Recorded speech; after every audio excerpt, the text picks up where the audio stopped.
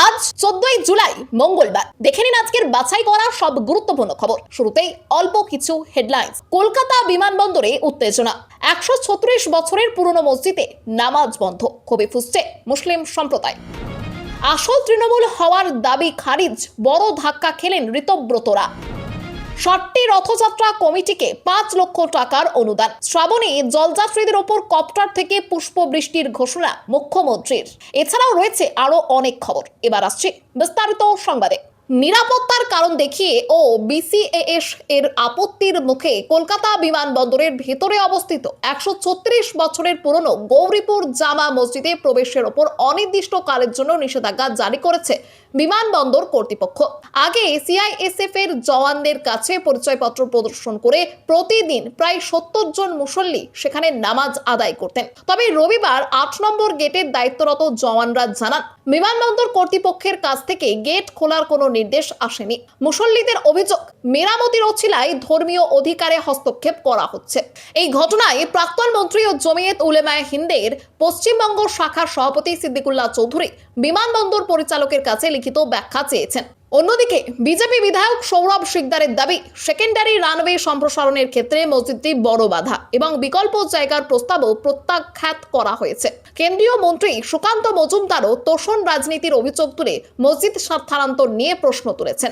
বিমানবন্দর কর্তৃপক্ষ জানিয়েছে, নিরাপত্তার স্বার্থে শুধুমাত্র পরিচয়পত্রের ভিত্তিতে প্রবেশাধিকার দেওয়া যুক্তিসঙ্গত নয়।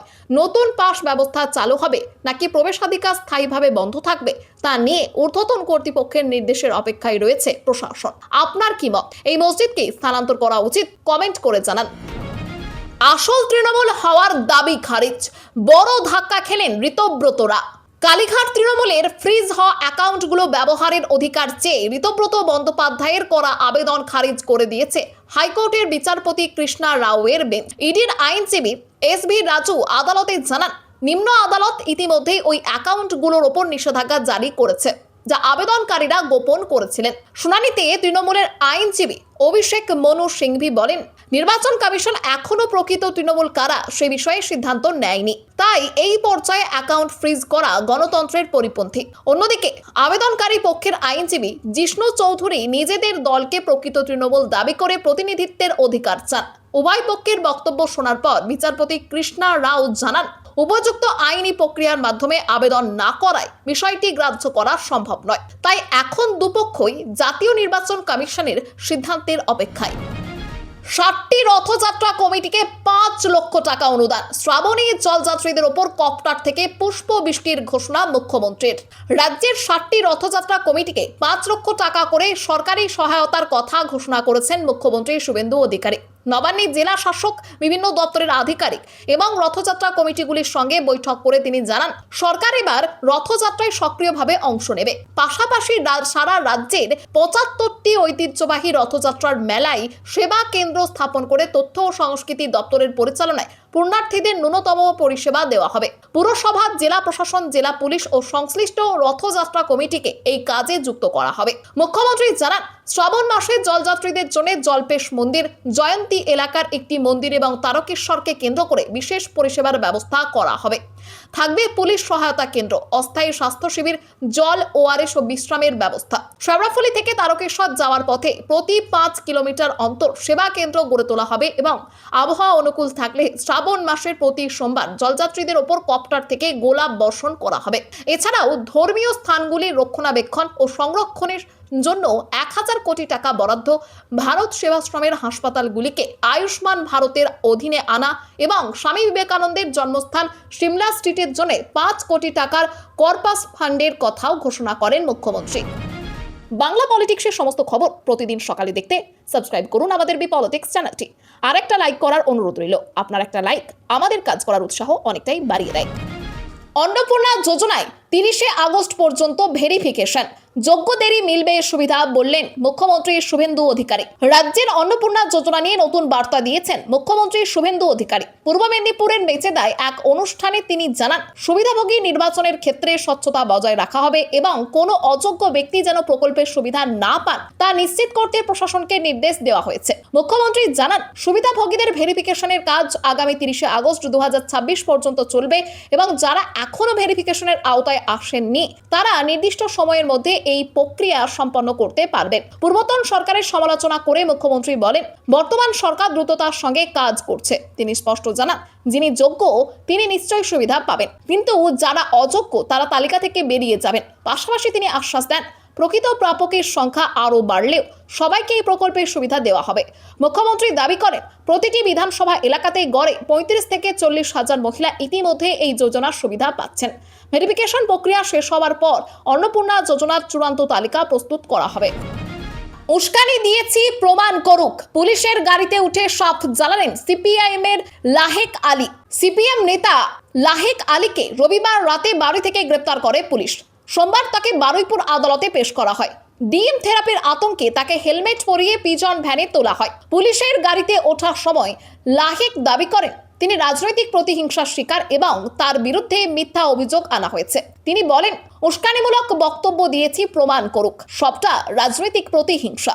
বারুইপুরের ঘটনার পর স্থানীয় বিজেপির তরফে লাহেক আলী ও সুজন চক্রবর্তীদের বিরুদ্ধে উস্কানিমূলক মন্তব্যের অভিযোগ দায়ের করা হয়। মুখ্যমন্ত্রী জানিয়েছেন, ঘটনায় জড়িত কাউকে রেয়াত করা হবে না এবং ইতিমধ্যেই 200 জনকে চিহ্নিত করা হয়েছে। লাহেকের গ্রেপ্তারের পর সিপিএম তার নিঃশর্ত মুক্তির দাবি জানিয়েছে। সুজন চক্রবর্তী অভিযোগ করেছেন, রাজনৈতিক কারণেই তাকে গ্রেপ্তার করা হয়েছে।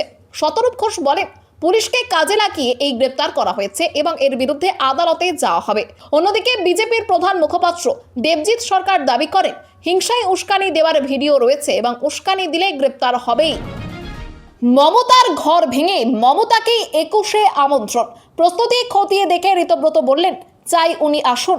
21শে জুলাইয়ের কর্মসূচি কোথায় হবে তা নিয়ে টানাপোড়েনের মধ্যেই গান্ধী মূর্তির পাদদেশে অনুষ্ঠান করার অনুমতি পেয়েছে আসল তৃণমূল। সোমবার ঋতব্রত বন্দ্যোপাধ্যায়ের নেতৃত্বে দলের বিধায়ক ও নেতারা মেয়র রোডের গান্ধী মূর্তি এলাকা পরিদর্শন করেন। সেখানে ঋতব্রত বলেন, আমরা সকলে চাই ওনাকে পরামর্শদাতা হিসেবে, চাই উনি আসুন।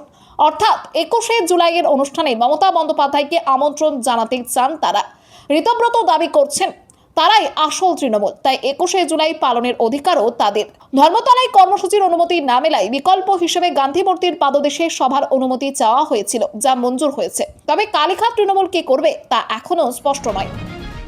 মন্ত্রীর সামনে ওঠবোস করেও রেহাই নেই, দুর্নীতির অভিযোগে গ্রেপ্তার রেশন ডিলার।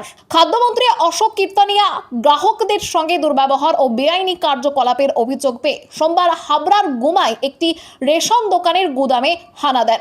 অভিযোগ, রেশন ডিলার শ্যামল সাহা বহু উপভোক্তাকে দীর্ঘদিন রেশন দেননি এবং রেশন কার্ড আটকে রেখেছিলেন। মন্ত্রীকে সামনে পেয়ে স্থানীয় বাসিন্দারাও রেশন না পাওয়া এবং দুর্ব্যবহারের অভিযোগ জানান, যদিও শ্যামল সাহা সমস্ত অভিযোগ অস্বীকার করেন। এরপর খাদ্যমন্ত্রী গুদামে মজুদ খাদ্য সামগ্রী ও নথিপত্র পরীক্ষা করে ডিলারকে ধমক দেন। মন্ত্রীর সামনে কান ধরে উঠবোস করে ক্ষমা চাইলেও রেহাই মেলেনি। মন্ত্রীর অভিযোগের ভিত্তিতে অশোকনগর থানার পুলিশ শ্যামল সাহাকে গ্রেপ্তার করে। গ্রেপ্তারের পর তার গুদামটি সিল করে দেওয়া হয়। আগস্ট থেকে মিড ডে মিলের দায়িত্বে ইস্কনি, ডিম কি দেওয়া হবে? আলোচনার মাঝেই ঘোষণা মুখ্যমন্ত্রী শুভেন্দুর। আগস্ট থেকে কলকাতা ও সংলগ্ন এলাকার স্কুলগুলিতে মিড ডে মিল সরবরাহের দায়িত্ব ইস্কনকে দেওয়া হয়েছে বলে ঘোষণা করেছেন মুখ্যমন্ত্রী শুভেন্দু অধিকারী।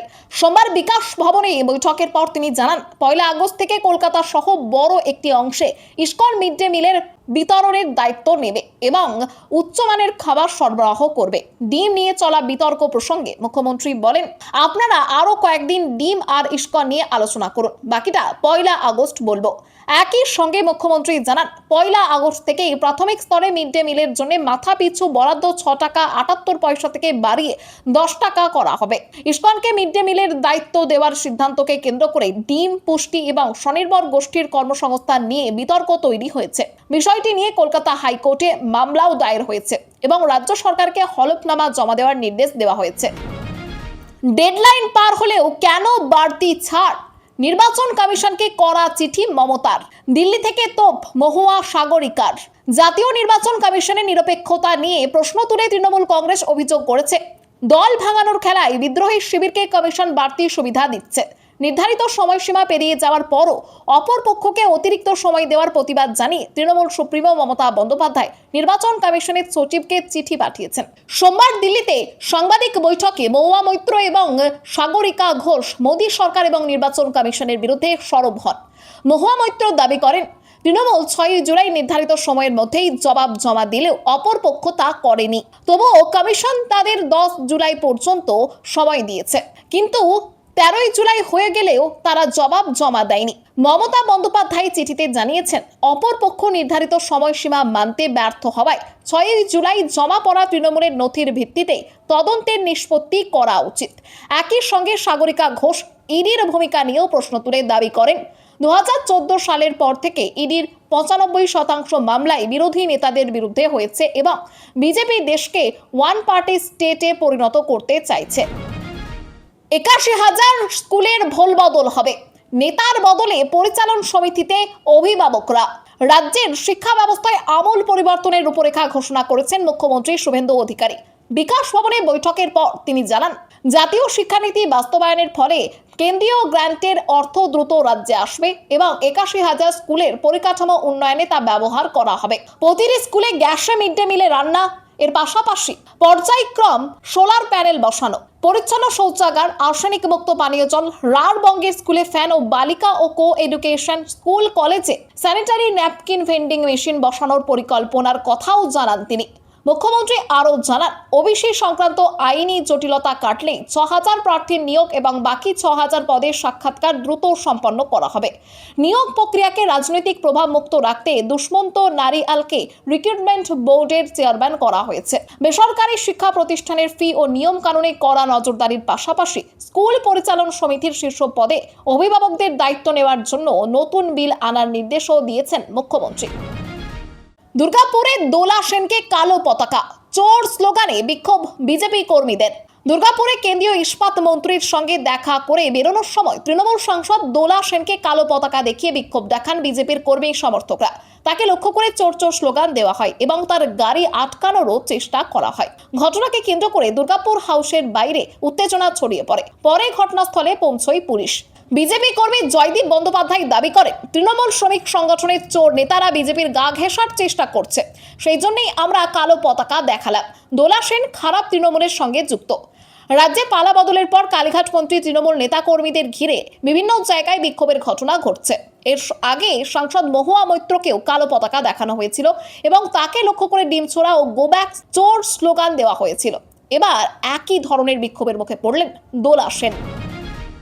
রাম মন্দিরের দান চুরি নিয়ে অনুপমের মন্তব্য, 6 বছর পর ফের ভাইরাল নাসিরউদ্দিনের কটাক্ষ। 6 বছর পর রাম মন্দিরের প্রণামীর দান চুরি নিয়ে অনুপম খেরের মন্তব্য ঘিরে নতুন বিতর্ক শুরু হয়েছে। এক সাক্ষাৎকারে তিনি বলেন, মানুষ এমন ভাবে বলছে যেন মন্দিরে বড় ধরনের লুট হয়েছে। মোগলদের প্রসঙ্গ টেনে তিনি দাবি করেন, অতীতে মন্দির ভেঙে লুটের ঘটনাগুলি ছিল বড় ঘটনা, আর বর্তমান ঘটনাটি কয়েকজন মানুষের লোভের ফল। তার এই মন্তব্য ঘিরে সমালোচনার পাশাপাশি 2020 সালে নাসিরউদ্দিন শাহের সঙ্গে হওয়া বিতর্কও ফের আলোচনায় উঠে এসেছে। 2020 সালে কেন্দ্রীয় সরকারকে সমর্থন করার জন্য নাসিরউদ্দিন শাহ অনুপম খেরকে ভাঁড় ও তোষামোদকারী বলে কটাক্ষ করেছিলেন। পাল্টা অনুপমও একটি ভিডিও প্রকাশ করে নাসিরউদ্দিনের পারিবারিক শিক্ষা নিয়ে প্রশ্ন তোলেন। তবে পরে দুজনের মধ্যে সেই মনোমালিন্য মিটে যায় এবং এক অনুষ্ঠানে তারা মিটমাটও করে নেন। চলন্ত ট্রেনের কামরায় সোফা পেতে এলাহি পুজো, হাজির পুরোহিত। ভিডিও ভাইরাল হতেই রেলমন্ত্রীর কাছে জবাব চাইল নেট পাড়া। রেলের কামরার ভেতর পুজো ও যজ্ঞ করার একটি ভিডিও ভাইরাল হওয়ার পর তা নিয়ে সমাজ মাধ্যমে বিতর্ক শুরু হয়েছে। ভিডিও দেখে অনেকেই প্রশ্ন তোলে, চলন্ত ট্রেনে এভাবে ধর্মীয় আচার অনুষ্ঠানের অনুমতি রেল দেয় কিনা এবং এতে যাত্রীদের নিরাপত্তা বিঘ্নিত হচ্ছে কিনা। এরপর উত্তর রেলওয়ে জানায়, এটি সাধারণ যাত্রীদের কামরায় নয়, বরং নিয়ম মেনে ব্যক্তিগতভাবে বুক করা একটি লাক্সারি স্যালন কার। রেলের দাবি, আইআরসিটিসির মাধ্যমে সমস্ত কর সহ 3.08 লক্ষ টাকা দিয়ে এই কোচ বুক করা হয়েছিল। গত 10ই জুলাই 2026-এ নতুন দিল্লি থেকে মুম্বাইগামী পশ্চিম এক্সপ্রেস ট্রেনের সঙ্গে এটি যুক্ত ছিল। উত্তর রেলওয়ে জানিয়েছে, এই ঘটনায় কোনো যাত্রী নিরাপত্তা বিঘ্নিত হয়নি এবং পুজোর আয়োজন সম্পূর্ণ আইন মেনে বুক করা ওই ব্যক্তিগত স্যালুন কারের ভেতরেই করা হয়েছিল। সাধারণত ভিভিআইপি উচ্চপদস্থ সরকারি আধিকারিক বা কোটিপতি ব্যবসায়ীরা এই ধরনের লাক্সারি কোচ বুক করে থাকেন। রাজনীতির বাইরে নতুন ভূমিকায় দিলীপ ঘোষ, ঝালমুড়ি নিয়ে গানে দিলেন কণ্ঠ। রাজনীতির মঞ্চের বাইরে এবার সম্পূর্ণ ভিন্ন ভূমিকায় দেখা গেল পঞ্চায়েত মন্ত্রী ও খড়গপুর সদরের বিজেপি বিধায়ক দিলীপ ঘোষকে। সোমবার নিউটাউনের ইকো পার্কে প্রাতঃভ্রমণ শেষ করে তিনি চিনার পার্কের একটি রেকর্ডিং স্টুডিওতে গিয়ে শিল্পী লোকেশ গিরি ও রিমা শ্রীর লেখা ও সুর করা ঝালমুড়িকে কেন্দ্র করে একটি মজার গানের রেকর্ডিংয়ে অংশ নেন। গানটির ভিডিও বিজেপি নেতা অনুপম হাজরার ফেসবুক পেজ থেকে ভাইরাল হয়েছে। ঝালমুড়িকে ঘিরে রাজনৈতিক আলোচনা শুরু হয়েছিল চলতি বছরের 19শে এপ্রিল, যখন ঝাড়গ্রামের নির্বাচনী প্রচারে প্রধানমন্ত্রী নরেন্দ্র মোদী পথের ধারের দোকানে দাঁড়িয়ে ঝালমুড়ি খান। পরে কৃষ্ণনগরের সভায় তিনি বলেন, আমি ঝালমুড়ি খেয়েছি, কিন্তু ঝাল লেগেছে তৃণমূলের। সরকার পরিবর্তনের পর এনডিএর বৈঠকেও মুখ্যমন্ত্রী শুভেন্দু অধিকারী প্রধানমন্ত্রীকে ঝালমুড়ি পরিবেশন করলে সেই ভিডিও ভাইরাল হয়। এই রাজনৈতিক আবহেই এবার ঝালমুড়িকে কেন্দ্র করে নতুন তৈরি গানে কণ্ঠ দিলেন দিলীপ ঘোষ। সবং ছাড়তে পারবেন না মানস ভূঁইয়া, 5 লাখের চাকরি বিক্রির সেই মামলায় শর্ত সাপেক্ষে রক্ষা কবচ হাইকোর্টের। রাজ্যের প্রাক্তন মন্ত্রী মানস ভূঁইয়াকে চাকরি বিক্রি সংক্রান্ত মামলায় শর্ত সাপেক্ষে রক্ষা কবচ দিয়েছে কলকাতা হাইকোর্ট। বিচারপতি সৌগত ভট্টাচার্যের বেঞ্চ নির্দেশ দিয়েছে তাকে তদন্তে সব রকম সহযোগিতা করতে হবে, স্থানীয় থানায় পাসপোর্ট জমা দিতে হবে এবং আপাতত সবং থানা এলাকার বাইরে যেতে পারবেন না। এই শর্তেই তিনি আপাতত গ্রেপ্তারি এড়াতে পারবেন। মানস ভূঁইয়ার বিরুদ্ধে অভিযোগ, 5 লক্ষ টাকার বিনিময়ে তার মধ্যস্থতায় এক যুবকের স্ত্রীর চাকরি হয়েছিল। পরে চাকরি চলে যাওয়ার পর ওই যুবকের অভিযোগের ভিত্তিতে সবং থানায় এফআইআর দায়ের করে পুলিশ তদন্ত শুরু করে। এই মামলায় গ্রেপ্তারির আশঙ্কায় তিনি হাইকোর্টের দ্বারস্থ হন। ভারতীয় ন্যায়িক সংহিতার 318(4) এবং 61(2) ধারায় তার বিরুদ্ধে মামলা রুজু হয়েছে। উত্তর থেকে দক্ষিণে ঝড় বৃষ্টির সতর্কতা, 5 জেলায় ভারী বর্ষণের পূর্বাভাস। আলিপুর আবহাওয়া দপ্তর জানিয়েছে 14ই জুলাই মঙ্গলবার উত্তরবঙ্গ ও দক্ষিণবঙ্গের প্রায় সব জেলাতেই ঝড় বৃষ্টির সম্ভাবনা রয়েছে। দক্ষিণবঙ্গের উত্তর ও দক্ষিণ 24 পরগনা, হাওড়া, পূর্ব ও পশ্চিম মেদিনীপুরে 7 থেকে 11 সেন্টিমিটার পর্যন্ত বৃষ্টিপাতের পূর্বাভাস দিয়ে হলুদ সতর্কতা জারি করা হয়েছে। বাকি জেলাগুলিতে হালকা থেকে মাঝারি বৃষ্টির সঙ্গে বজ্রবিদ্যুৎ ও দমকা ঝোড়ো হাওয়া বইতে পারে। উত্তরবঙ্গের দার্জিলিং, কালিম্পং, কোচবিহার, জলপাইগুড়ি ও আলিপুরদুয়ারেও ভারী বৃষ্টির সতর্কতা জারি করেছে হাওয়া অফিস। বজ্রবিদ্যুৎ সহ বৃষ্টি এবং দমকা ঝোড়ো হাওয়ার পূর্বাভাস রয়েছে। রাজ্য জুড়ে হলুদ সতর্কতা জারি করে আবহাওয়া দপ্তর জানিয়েছে দুর্যোগ এখনই কমছে না, আগামী কয়েকদিনও ঝড় বৃষ্টির পরিস্থিতি বজায় থাকবে। খবর আজকের মতো এখানেই শেষ, আবার আসছি আগামী